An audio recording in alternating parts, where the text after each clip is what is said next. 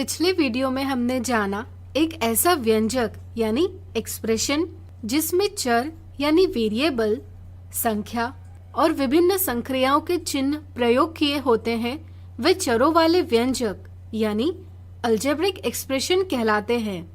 अब आइए इनसे जुड़े कुछ उदाहरणों का हल ढूंढें।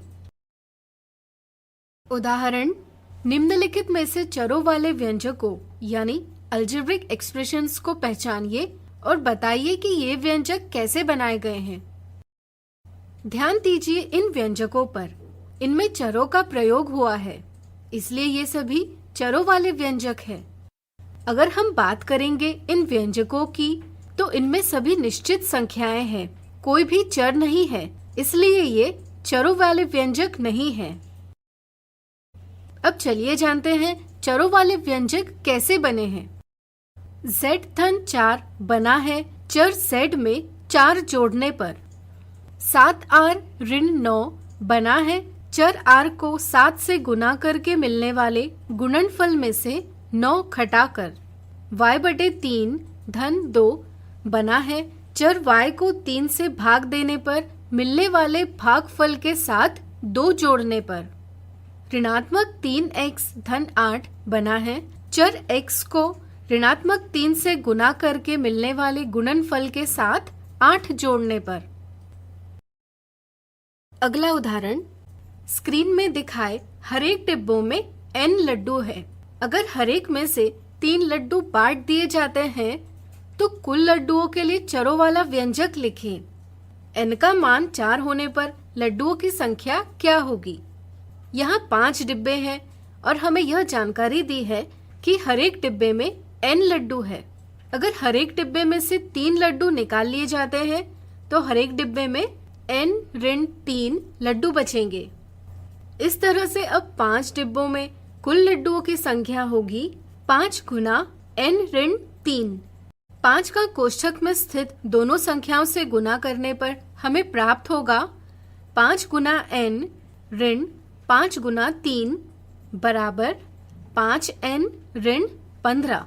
यह हुआ कुल लड्डुओं के लिए चरों वाला व्यंजक। अब आइए दूसरे सवाल का हल ढूंढें। यहाँ n का मान 4 दिया है। अगर किसी चर का मान दिया हो तो व्यंजक में रखते समय उसके साथ वाली संख्या के साथ इस मान का गुना किया जाता है। इसलिए 5 के साथ 4 गुना किया जाएगा, जिसका मान प्राप्त होगा 20 और 20 ऋण 15 बराबर मिलेंगे 5। अर्थात जब n बराबर 4 होंगे तब लड्डुओं की संख्या होगी 5।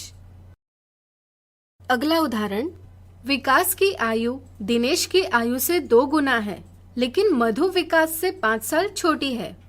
दिनेश की आयु x मानकर मधु की आयु के लिए व्यंजक बनाइए। क्या इस व्यंजक का मान पता किया जा सकता है? किसी कथन को व्यंजकों में व्यक्त करने के लिए हमें दी जानकारी समझना बहुत जरूरी होता है। यहाँ विकास बड़ा है क्योंकि उसकी आयु दिनेश की आयु से 2 गुना है और मधु उससे 5 साल छोटी है। दिनेश की आयु को चर x माना जाए तो विकास की आयु 2x लिखी जा सकती है। अब विकास से मधु 5 साल छोटी है, तो क्या आप बता सकते हैं मधु की आयु के लिए व्यंजक क्या होगा?